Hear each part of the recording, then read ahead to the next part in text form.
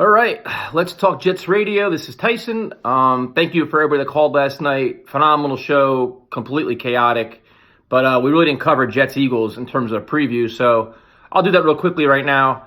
On offense, we really don't know what to expect. I mean, Luke Falk is not an NFL quarterback. The fact that he's playing is ridiculous, but now that he is playing, open the playbook for him. Let him throw the ball all over the place.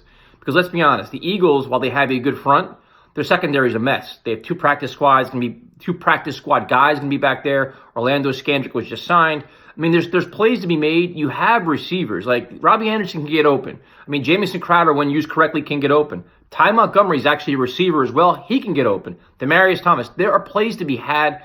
If Adam Gase is a good play caller, scheme guys open. Help your quarterback make plays. You have Ryan Griffin at tight end. You have three running backs. Powell, Montgomery, and Bell are all receivers. See, I'm all pissed off already. And there's plenty of plays to be made in the passing game. So that's the first thing.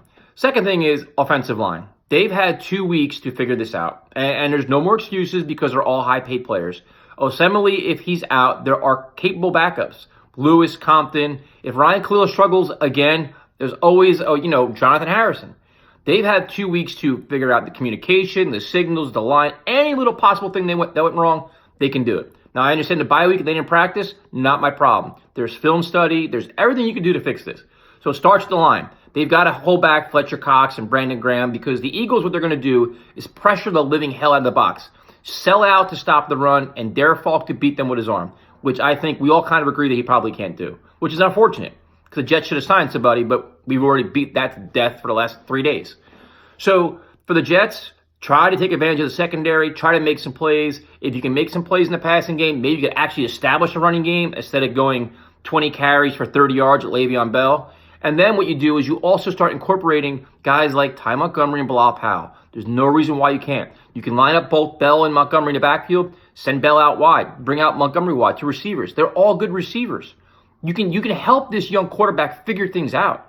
Yes, he's inexperienced, but I mean, there's certain ways you can scheme and play call to help him. So on offense, you want to try to attack the secondary if you can. You want to try to protect Falk and not get him killed because the backup quarterback has got no experience either and was signed on Friday, which is embarrassing. So you have that. You have a raucous crowd, so it's going to be loud in Philly. It's a phenomenal environment. So the Jets are going to have their hands full on offense if they start out slow. If they do run, third and long punt over and over and over, they're just going to wipe out any kind of chance they have of winning, and they're just going to wear out the defense.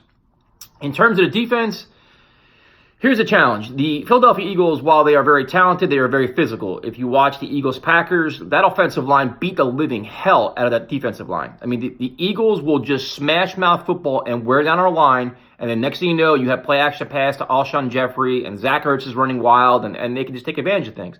They have 3 good running backs. I've always been a fan of Darren Sproles. I'm glad to see that he's back because I just always liked him. I wanted him on the Jets, I don't know how many years ago. So there's things to be made. And starts with, Leonard Williams, Henry Anderson, hopefully Quinnen Williams comes back, and they can at least make stops in the running game. If they can't stop the run, this game will be over at halftime, period. Because they will get ran up and down the field, they'll get worn out, and it'll be a mess. In terms of the passing game, I mean, they're going to have their hands full. Tremaine Johnson and Alshon Jeffrey. The Jets' bugaboo for as long as I've been following this team is not covering a tight end. That's a problem because Zach Ertz is one of the best to do it. So there's mismatches there as well. Can they get a pass rush? I have absolutely no idea. Jordan Jacobs is out. I mean, I don't know where it's going to come from. You got to hope somebody somewhere does something. That's, my motto, and that's not really great NFL analysis, but I don't know what to tell you. Like, I'm trying to pick out apples out of a tree here to try to figure out how to win this game. The spread is 14 points. It's justified. This could be a long day for Jet fans, a long day for the Jets. Some things to watch for is the frustration levels on the sideline with the defense. The defense is holding their own, and the offense is constantly punting. It's only a matter of time for this team self-destructs. The finger pointing will start. It's just, you could see it. Losing does this. Losing brings out the ugly in everybody. You're 0-3, ready to go 0-4. If you're going to get blown out or things are going poorly and nobody's stepping up, it's just bound to happen. And it's sad to see for a guy like Jamal Adams, who's such a positive, just inspiring player, and you can see it's starting to deteriorate. It's starting to grind on him. Losing is starting to really affect him. So a lot of things to watch for. Play calling, offensive line play. Are the Jets playing to win or scared to lose? Are they playing just to keep the game close? How are they going to handle this? Adam Gase is under the spotlight because the excuses are piling up. Yes, Sam Darnold is out. I don't care because you've had 2 weeks to figure it out and you did nothing. You changed nothing in terms of personnel other than Osemele being hurt. So no excuses. We want to see a competitive game. We want to see some innovative play calling. We want to see you try to go after the game and try to actually win, be a competent team and not blown out by halftime. I personally don't see it happening. I think this is going to be an ass kicking. I think the Eagles are better coached. They have better talent. They're at home. And it's just going to be a long day for the Jets. And then you're going to go to next week against the Cowboys in front of probably 40,000 of their fans. So very difficult time to be a Jet fan. I'm not looking forward to this. I do not enjoy complaining constantly. I do not enjoy losing. It's actually driving me crazy in a year where we had such high expectations.